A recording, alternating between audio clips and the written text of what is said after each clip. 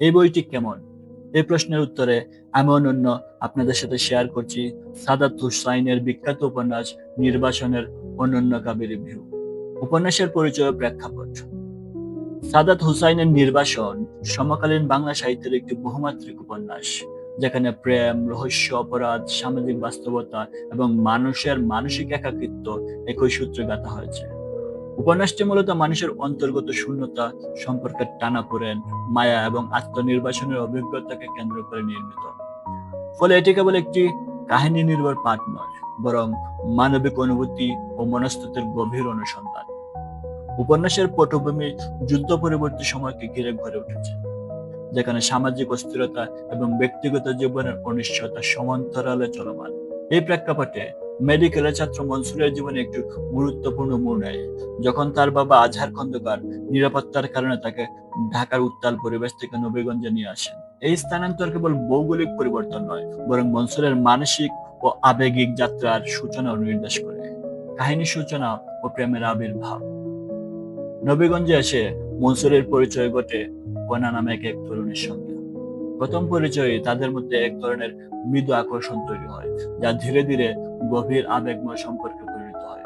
তাদের সম্পর্কের বিশেষ মুহূর্ত হয়ে ওঠে মনসুরের লেখা একটি চিঠি, যেখানে তিনি কণাকে উদ্দেশ্য করে নিজের অনুভূতির তীব্রতা প্রকাশ করে। এই চিঠির মাধ্যমে পাঠক উপলব্ধি করে ভালোবাসা কখনো দীর্ঘস্থায়ী প্রকাশের প্রয়োজন হয় না, বরং একটি মাত্র বাক্যই সম্পর্কের গভীরতা নির্মাণ করতে পারে। কণা মনসুরের সম্পর্কের মধ্যে অনিশ্চয়তা, আকাঙ্ক্ষা ও হারানোর ভয় সবকিছু মিলে ভালোবাসার একটি বাস্তব ও মানবিক চিত্র ফুটে ওঠে। এই সম্পর্ক উপন্যাসের আবেগিক কেন্দ্র হিসাবে কাজ করে এবং গল্পের পরবর্তী ঘটনা প্রবাহকে প্রবাহিত করে। জোহরা চরিত্র রোমাঞ্চের বিস্তার। উপন্যাসের অন্যতম শক্তিশালী দিক হলো জোহরা চরিত্রের উপস্থিতি। তিনি রহস্যময়, সাহসী এবং দ্বৈত মানসিকতার অধিকারী।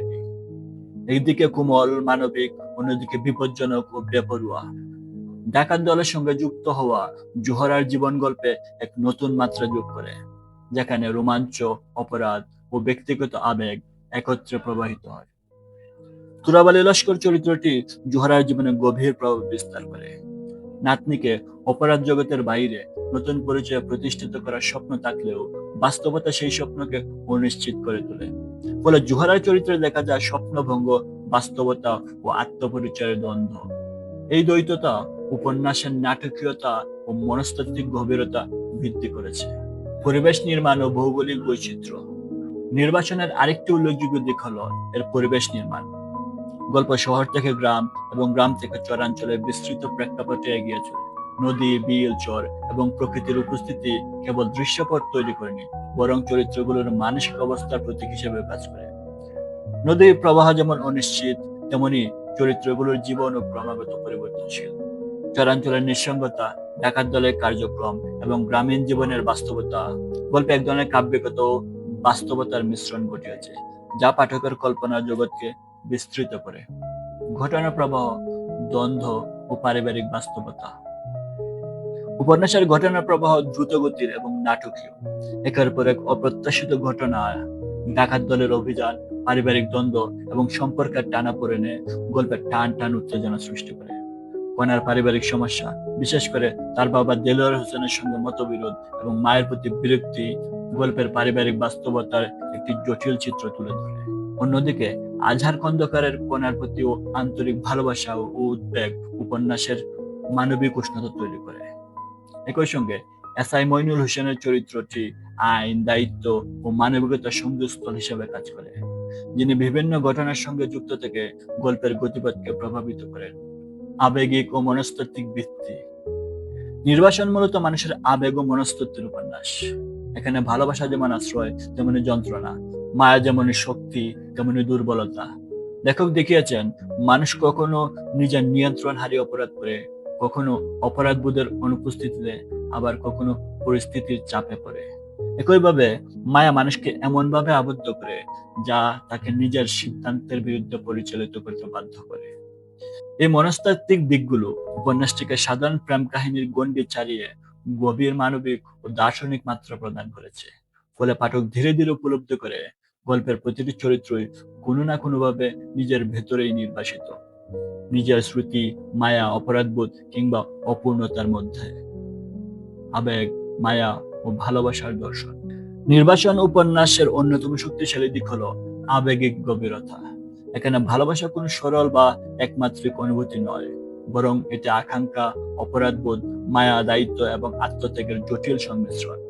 মনসুর কণা জোহরা সম্পর্কের ভিন্ন ভিন্ন মাত্রা লেখক এমনভাবে উপস্থাপন করেছেন যাতে ভালোবাসা কখনো আশ্রয়, কখনো বেদনা, আবার কখনো আত্মনাশের কারণ হয়ে ওঠে।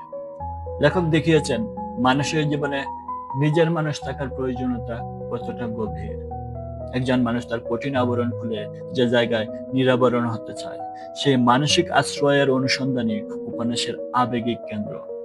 একই সঙ্গে মায়াকে উপন্যাসের এক ভয়ঙ্কর শক্তি হিসেবে উপস্থাপন করা হয়েছে, যা মানুষকে অন্ধ করে দেয়, সিদ্ধান্ত গ্রহণের ক্ষমতা দুর্বল করে এবং তাকে বারবার একই আবেগের জালে আবদ্ধ করে। অপরাধ ও অপরাধবোধের প্রশ্ন উপন্যাসে গুরুত্বপূর্ণ। কখনো কখনো নিজের নিয়ন্ত্রণ হারিয়ে, কখনো বিকল্প পথ না থাকায়, আবার কখনো অপরাধবোধের অনুপস্থিতিতে ভুল সিদ্ধান্ত নেয়। এই বাস্তবতা চরিত্রগুলোর আচরণে প্রতিফলিত হয়েছে। ফলে উপন্যাসটি মানব মনের জটিলতা এবং সিদ্ধান্তের নৈতিক দ্বন্দ্বকে গভীরভাবে অন্বেষণ করেছে। আত্মনির্বাসন ও অস্তিত্বগত সংকট। উপন্যাসটির মূল থিম হলো আত্মনির্বাসন। এখানে নির্বাসন কোনো ভৌগোলিক বিচ্ছিন্নতা নয়, বরং মানসিক ও অস্তিত্বগত একটি অবস্থা। প্রতিটি চরিত্র কোনো না কোনোভাবে নিজের ভেতরে নির্বাসিত। মনসুর তার ভালোবাসা ও অপরাধ বোধে, কোনা পারিবারিক দ্বন্দ্ব ও সামাজিক চাপের মধ্যে, জোহরা তার দ্বৈত পরিচয় ও জীবনের অনিশ্চয়তায়, এবং তুরাব আলী লস্কর অপূর্ণ স্বপ্নে। এই আত্মনির্বাসনের ধারণা উপন্যাসটিকে গভীর দার্শনিক মাত্রা দিয়েছে। লেখক দেখিয়েছেন মানুষ কখনো কখনো নিজের ইচ্ছায় নয়, বরং পরিস্থিতির চাপে পড়ে মানসিক নির্বাসনে চলে যায়। জীবনের অনিশ্চয়তা, সম্পর্কের ভাঙন এবং অপূর্ণতা বোধ মানুষকে এমন এক অবস্থায় নিয়ে যায় যেখানে সে নিজেই নিজেকে হারিয়ে ফেলে। ফলে নির্বাসন মূলত মানুষের অন্তর্গত নিঃসঙ্গতার গল্প। ভাষা শৈলী ও বর্ণনা কৌশল। শৈল্পিক দিক থেকে সাদাত হোসেনের ভাষা সহজ, সাবলীল এবং আবেগ ঘন। সংলাপ নির্ভর বর্ণনা এবং কাব্যিক বাক্য গঠন গল্পকে প্রাণবন্ত করেছে। লেখক অনেক ক্ষেত্রে ছোট ছোট সংলাপ ও আবেগ ঘন বাক্যের মাধ্যমে চরিত্রের মানসিক অবস্থা প্রকাশ করেছে, যা পাঠককে গল্পের সঙ্গে আবেগিকভাবে যুক্ত করে। উপন্যাসের বর্ণনার সঙ্গে সংলাপের ভারসাম্য বজায় রাখায় পাঠের গতি বজায় থাকে এবং গল্প কখনো ভারী মনে হয় না। একই সঙ্গে প্রকৃতির বর্ণনা, বিশেষ করে নদী, বিল ও চরাঞ্চলের চিত্রায়ন উপন্যাসের কাব্যিকতা ও প্রতীকী অর্থ যুক্ত করেছে। এই বর্ণনা কৌশল চরিত্রের মানসিক অবস্থার সঙ্গে পরিবেশকে একীভূত করেছে। অনেক পাঠকের মতো লেখকের লেখায় হুমায়ুন আহমেদের প্রভাব লক্ষ্য করা গেলেও নির্বাসনে তিনি তার নিজস্ব গল্প বলার ভঙ্গি প্রতিষ্ঠা করার চেষ্টা করেছেন। বিশেষ করে মনস্তাত্ত্বিক বিশ্লেষণ ও রহস্যময় আবহ তৈরি করার ক্ষেত্রে তার স্বাতন্ত্র্য স্পষ্ট। সমাপ্তি ও পাঠক প্রতিক্রিয়া। উপন্যাসটির সমাপ্তির মধ্যে পাঠকের ভিন্ন প্রতিক্রিয়া সৃষ্টি হয়েছে। গল্পের শেষাংশ ইচ্ছাকৃতভাবে উন্মুক্ত ও রহস্যময় রেখে দেওয়া হয়েছে, যা একদিকে বাস্তব জীবনের অনিশ্চয়তার প্রতিফলন, অন্যদিকে পাঠকের মনে অতৃপ্তি সৃষ্টি করেছে। এই অসমাপ্ত অনুভূতি পাঠকের গল্পের সম্ভাব্য পরিণতি নিয়ে ভাবতে বাধ্য করে এবং চরিত্রগুলোর ভবিষ্যৎ নিয়ে কল্পনা করার সুযোগ দেয়। এই উন্মুক্ত সমাপ্তি সাহিত্যিক দৃষ্টিকোণ থেকে একটি শক্তিশালী কৌশল, কারণ এটি গল্পের প্রভাবকে দীর্ঘস্থায়ী করে। পাঠক বই শেষ করার পরও চরিত্রগুলোর মানসিক অবস্থার সঙ্গে সংযুক্ত থাকে এবং তাদের জীবনের সম্ভাব্য পরিণতি নিয়ে চিন্তা করতে থাকে। সামগ্রিক মূল্যায়ন। সব মিলিয়ে নির্বাসন এমন একটি উপন্যাস যা প্রেম, রহস্য, সামাজিক বাস্তবতা এবং মনস্তাত্ত্বিক বিশ্লেষণের সমন্বয়ে শক্তিশালী পাঠানুভূতি সৃষ্টি করে। এটি এক টুকরো জীবনের গল্প, যার স্পষ্ট শুরু বা শেষ নেই, আছে শুধুমাত্র মাঝখানে প্রবাহমান ঘটনা ও অনুভূতির সমষ্টি। উপন্যাসটি পাঠকের মনে বিষণ্ণতা, মায়া এবং প্রশ্নের দীর্ঘস্থায়ী ছাপ রেখে যায়। যারা আবেগ ঘন, মনস্তাত্ত্বিক এবং বহুমাত্রিক গল্প পড়তে ভালোবাসেন, তাদের জন্য নির্বাসন একটি গভীর ও স্মরণীয় পাঠ। এই উপন্যাস প্রমাণ করে ভালোবাসা ও জীবন কখনো সরলরৈখিক নয়, বরং তা অনিশ্চয়তা, দ্বন্দ্ব এবং অপূর্ণতার মধ্য দিয়ে অর্থপূর্ণ হয়ে ওঠে।